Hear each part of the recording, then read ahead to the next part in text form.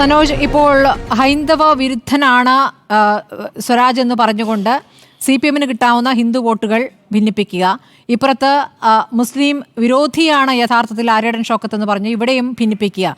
ഇതാണ് അൻവറിന്റെ തന്ത്രം. ഇത് കുറച്ചെങ്കിലും അൻവറിന് അനുകൂലമായ വോട്ട് നേടാനുള്ള സാഹചര്യം ഉണ്ടാക്കില്ലേ? സ്മൃതി, ഇതിനകത്തിപ്പോൾ 3 പേരും CPM-നെതിരായിട്ട് LDF-നെതിരായിട്ട് ഉന്നയിച്ച കാര്യങ്ങൾക്ക് മറുപടി പറയേണ്ടതുണ്ട്. അതുകൊണ്ട് അല്പം സമയം അനുവദിക്കണം. ഇവിടെ ഇപ്പം നിങ്ങൾ ഈ ചോദിച്ച ചോദ്യം വളരെ പ്രസക്തമാണ്. ഒന്നിപ്പം അൻവറിൻ്റെ വാദവും അത് തന്നെയാണ്, ലീഗും UDF-ലെ കക്ഷികളുമെല്ലാം ഉന്നയിക്കുന്ന കാര്യവും അത് തന്നെയാണ്. അതായത് സ്വരാജ് എന്ന് പറയുന്ന വ്യക്തി സ്ഥാനാർത്ഥിയായി വന്നതിന് ശേഷം ഉണ്ടായിട്ടുള്ള ഒരു തരംഗമുണ്ട്. ആ തരംഗത്തെ എങ്ങനെ അതിജീവിക്കും എന്നുള്ള അന്വേഷണമാണ് അവരിപ്പോൾ നടത്തിക്കൊണ്ടിരിക്കുന്നത്. അതിൽ ആകെ വിരളി പിടിച്ചിട്ടുള്ള ആളുകൾ ഈ UDF-ൻ്റെ ഭാഗമായിട്ട് വ്യാപകമായ വർഗീയ പ്രചരണമാണ് നടത്തിക്കൊണ്ടിരിക്കുന്നത്. ഇപ്പം എന്തോ ഷാഫി ചാലിയം ഒരു മഹത്തായ ചോദ്യം എന്ന നിലയിൽ ഒരു ചോദ്യം ഇവിടെ അവതരിപ്പിച്ചല്ലോ. എനിക്ക് ആ ചോദ്യം കേട്ടപ്പോൾ തന്നെ അവജ്ഞയാണ് തോന്നിയത്. ഞാനതാണ് ആ ഘട്ടത്തിൽ പ്രതികരിക്കാതിരുന്നത്. അദ്ദേഹം എന്താ ചോദിക്കുന്നത്, RSS-ൻ്റെ ആളുകളെ കാണാൻ CPM-ൻ്റെ RSS-നെ CPM വല്ലാതെ പ്രൊമോട്ട് ചെയ്യുന്നു, അതിനെ പ്രോത്സാഹിപ്പിക്കുന്നു, അവരുമായിട്ട് രഹസ്യ ബാന്ധവം അല്ലേ. അതേസമയത്ത് STPയുടെ ആൾ അല്ലെങ്കിൽ പോപ്പുലർ ഫണ്ട് നിരോധിക്കപ്പെടുന്നതിന് മുന്നേ പോലീസ് ഉദ്യോഗസ്ഥർ ഇങ്ങനെ ചർച്ച നടത്തി എന്തായിരിക്കും സ്ഥിതി എന്ന് പറഞ്ഞാൽ CPIM മുസ്ലിം വിരുദ്ധമായ ഒരു പാർട്ടിയാണ്. അതുകൊണ്ട് പോപ്പുലർ ഫണ്ടുമായി ചർച്ച നടത്തിയിട്ടുണ്ടെങ്കിൽ CPIM നടപടിയെടുത്തേനെ എന്നാണല്ലോ അദ്ദേഹം പറയുന്നത്. ഈ ഷാഫി ചാലിയവും ലീഗും ഒന്നും CPM-ന് സർട്ടിഫിക്കറ്റ് എഴുതാനായിട്ടില്ല. ഞാൻ ഉയർത്തിപ്പിടിക്കുന്ന രണ്ടുപേരോടാണ് മതനിരപേക്ഷ നിലപാടിനേക്കാൾ എത്രയോ ഉയരത്തിൽ, നിങ്ങളോട് മാത്രമല്ല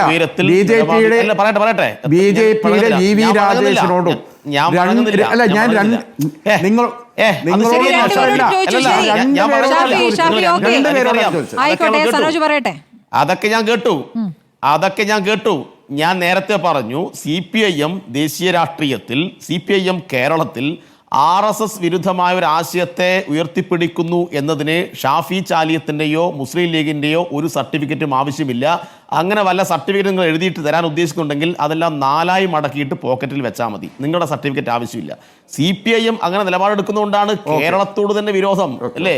CPM നേതൃത്വം കൊടുക്കുന്ന ഒരു ഗവൺമെൻറ് ഉള്ളത് കൊണ്ടാണ് കേരളത്തോട് RSS-ൻ്റെ വിരോധം. എന്തേ ഷാഫി ചാലിയം വയനാട് ദുരന്തമുണ്ടായി, പ്രധാനമന്ത്രി നേരിട്ടെത്തി, കാര്യങ്ങൾ ബോധ്യപ്പെട്ടു, ഒരു 5 പൈസ ഇവിടെ കൊടുത്തില്ലല്ലോ. ഷാഫി ചാലിയത്തിൻ്റെ പാർട്ടി എന്തെങ്കിലും ഒരു പ്രക്ഷോഭം കേന്ദ്രത്തിനെതിരെ നടത്തിയിട്ടുണ്ടോ? എന്തുകൊണ്ട് കൊടുത്തില്ല എന്നതിൻ്റെ ഉത്തരം കേരളത്തിലെ ഇടതുപക്ഷ ഗവൺമെൻറ് ആയതുകൊണ്ട് കൊടുത്തില്ല എന്നാണ്. എൻ്റെ കയ്യിൽ ഇപ്പോൾ മാതൃഭൂമി പത്രമുണ്ട്, ഇന്നിറങ്ങിയ പത്രം, മാതൃഭൂമി പത്രം. ഈ പത്രം നിങ്ങൾ സൂം ചെയ്ത് എടുക്കണം. ഇതിൻ്റെ ഒന്നാമത്തെ വാർത്ത എന്താണെന്ന്, ഇരട്ട നീതി എന്നാണ്. എന്താ ഇരട്ട നീതി? 2018 കേരളത്തിന് വിദേശ രാജ്യത്തിൽ നിന്ന് 700 മഹാരാഷ്ട്ര കൊടുത്തു. കേരളത്തിന് അർഹമായ വിഹിതം, കേരളത്തിന് അർഹമായ സംഭാവന, അത് തടയാൻ കേന്ദ്ര ഗവൺമെന്റ് മുന്നോട്ട് വന്നു. ആ കേന്ദ്ര ഗവൺമെന്റ് മുന്നോട്ട് വന്നപ്പോ എന്നാ പിന്നെ തടഞ്ഞോട്ടെ എന്ന നിലപാടാണ് UDF സ്വീകരിച്ചത്. ഇന്നിപ്പോൾ മഹാരാഷ്ട്രക്ക് വേണ്ടി കൊടുത്തിരിക്കുന്നു, മഹാരാഷ്ട്രക്ക് അത് വാങ്ങാനുള്ള അനുവാദം കൊടുത്തിരിക്കുന്നു. ഇരട്ട നീതി എന്ന് കേരളത്തിലെ പത്രങ്ങൾ ഒന്നാമത്തെ പേജിൽ വാർത്ത കൊടുക്കുന്നു. എന്തുകൊണ്ടാണ്? കേരളത്തിൽ ഇടതുപക്ഷം ഭരിച്ചത് കൊണ്ടാണ്, ഇടതുപക്ഷം മുന്നോട്ട് പോകുന്നതുകൊണ്ടാണ്, ഇടതുപക്ഷം RSS വിരുദ്ധമായ നിലപാട് സ്വീകരിക്കുന്നതുകൊണ്ടാണ് ഈ ഇരട്ട നീതി എന്നെല്ലാമുള്ള ക്യാപ്ഷൻ കേരളത്തിലെ മാധ്യമങ്ങളിൽ വരുന്നത്. അതുകൊണ്ട് ഷാഫി ചാലിയം RSS വിരോധത്തിന് CPM-ന് മാർക്കിടാൻ വേണ്ടി വരണ്ട.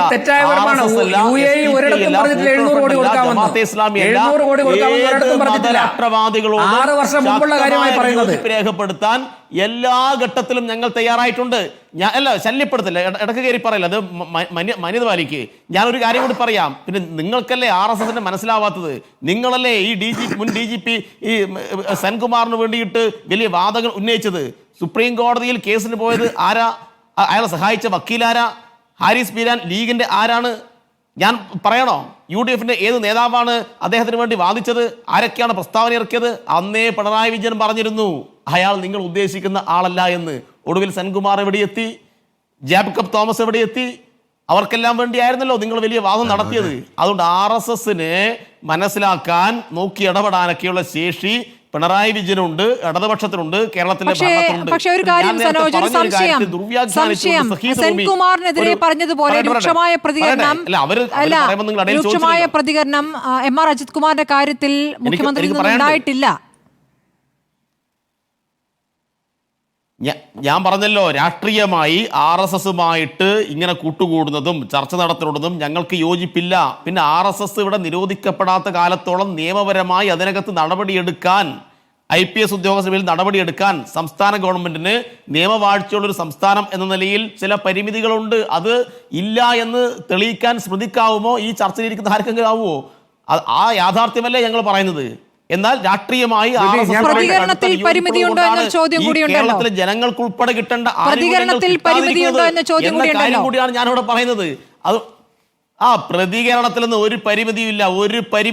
പരിമിതിയൊക്കെ നിങ്ങൾ ഉണ്ടാക്കുന്നതാണ്. ഈ തെരഞ്ഞെടുപ്പിൽ ഇതാണ് പ്രധാനപ്പെട്ട ചർച്ച എന്ന രൂപത്തിൽ കൊണ്ടുവരുന്നത്. എന്തിനു വേണ്ടിയിട്ടാ? ആരെ സഹായിക്കാൻ വേണ്ടിയിട്ടാണ്? ഈ തെരഞ്ഞെടുപ്പിൽ വ്യക്തിപരമായ അധിക്ഷേപം, വർഗീയമായ പ്രചരണം, ഹിന്ദു വോട്ടുകൾ കിട്ടില്ല എന്ന് പറഞ്ഞുള്ള പ്രചരണം ഇപ്പോൾ കോൺഗ്രസിന്റെ ഒരു ഗ്രൂപ്പിൽ വന്ന ചർച്ചയാണ്. കോൺഗ്രസിന്റെ ഒരു ഗ്രൂപ്പിൽ വന്ന സന്ദേശം എന്താണെന്നറിയാമോ? M സ്വരാജ് നടത്തിയിട്ടുള്ള പരമാവധി RSS വിരുദ്ധ പ്രചരണങ്ങൾ നിങ്ങൾ പുറത്തുവിടണം. ആരാ പറയുന്നത്? UDFന്റെ ഗ്രൂപ്പിലാ. എന്തിനാ? RSS വിരുദ്ധമായ RSSന്റെ ഓടുള്ള വിരോധം, ആ വോട്ട് എങ്ങനെയെങ്കിലും ഇങ്ങോട്ട് സമാഹരിക്കാൻ കഴിയുമോ എന്ന UDF ആലോചിക്കുന്നത്. നിലമ്പൂരിലെ RSS വോട്ടാണോ കൂടുതൽ? അല്ല, നിലമ്പൂരിലെ വോട്ടർമാർ അങ്ങനെയാണോ? നിലമ്പൂരിലെ വോട്ടർമാർ അങ്ങനെ ചിന്തിക്കുന്നവരാണോ? അല്ലല്ലോ. നിലമ്പൂരിൽ അങ്ങനെ ഒരു സാഹചര്യം ഉണ്ടായിട്ടില്ലല്ലോ. ഞങ്ങളല്ല അങ്ങനെ ചിന്തിക്കുന്നത്. അങ്ങനെ ചിന്തിക്കുന്നവരല്ല.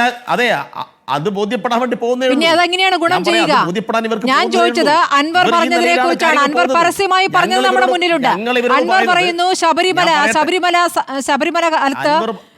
ശബരിമല പ്രക്ഷോഭം, അതിൽ സ്വരാജ് എടുത്ത നിലപാട്, നടത്തിയ പ്രതികരണം, പറഞ്ഞില്ലേ ഈ ചർച്ചയിൽ? അതാണ് അൻവർ പറഞ്ഞത്.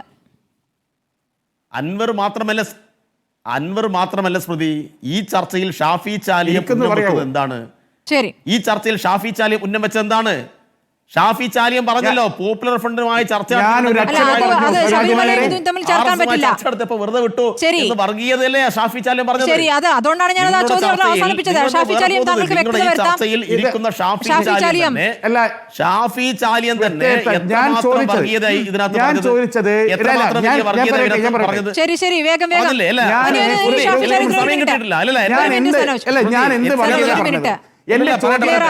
പറയട്ടെ. എന്റെ അവസരം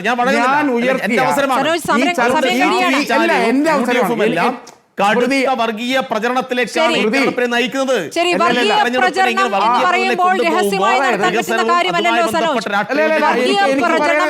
രഹസ്യമായി നടത്താൻ കഴിയുന്നതല്ല. ആ പ്രചരണം നമ്മളിപ്പോൾ കാണുന്നത് അൻവറിന്റെ ഭാഗത്തു നിന്നാണ്. അൻവറിന്റെ പ്രതികരണത്തിലാണ് നമ്മളത് കണ്ടിട്ടുള്ളത്, മറ്റേത് കണ്ടിട്ടില്ല.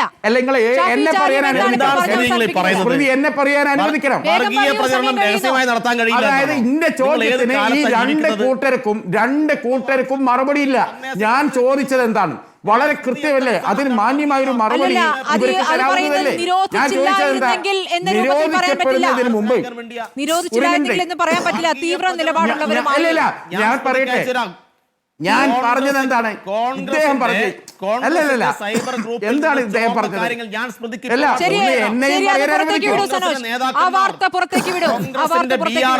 എന്നെ പറയാനൊന്നും അനുവദിക്കും. കോൺഗ്രസിന്റെ നേതാക്കന്മാരടങ്ങുന്ന നിങ്ങളെ ചോദ്യത്തിന് ഗ്രൂപ്പിൽ പ്രചരിക്കുന്ന സന്ദേശമാണ് ഞാൻ പറഞ്ഞത്. സനോജ് എനിക്ക് നേരെ ഉയർത്തിയ ആരോപണത്തിന് ശരിയല്ലാത്തതുകൊണ്ടാണ് നമുക്ക് ആ ചർച്ച മുന്നോട്ട് കൊണ്ടുപോകാൻ പറ്റില്ല. എന്താണ് സ്മൃതി എന്നെ പറയാൻ അനുവദിക്കാത്തത്? എന്തുകൊണ്ട് എനിക്ക് അവസരം തരുന്നില്ല? അല്ല, എനിക്കെതിരെ ആക്ഷേപം ഉയർത്താൻ അവസരം കൊടുക്കുന്നു. എല്ലാം വ്യക്തമായില്ലല്ലോ. ഞാൻ പറഞ്ഞാലല്ലേ വ്യക്തമുള്ളൂ. എന്താ ഇദ്ദേഹം പറഞ്ഞത്? നിരോധിക്കപ്പെടാത്ത സംഘടനയായതുകൊണ്ട് പരിമിതികളുണ്ട് പറഞ്ഞു. അവിടെ പറഞ്ഞത് അങ്ങനെയെങ്കിൽ നിരോധിക്കപ്പെടുന്നതിന് മുമ്പ് പോപ്പുലർ ഫ്രണ്ട് നേതാക്കളാണ് ADGP സംസാരിച്ചതെങ്കിൽ എന്ന ചോദ്യം ചോദിച്ചാൽ അതിന് നേരെ മറുപടി പറയണം. സനോജ് ഒരു കാര്യം സനോജ് എന്നെ വരട്ടണ്ട. ഞാൻ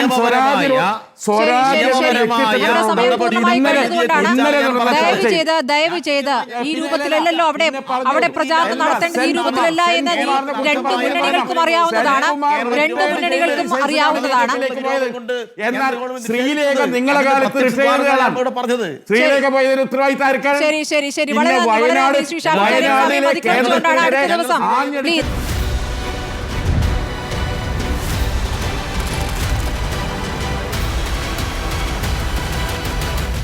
with Smriti Parathikkad.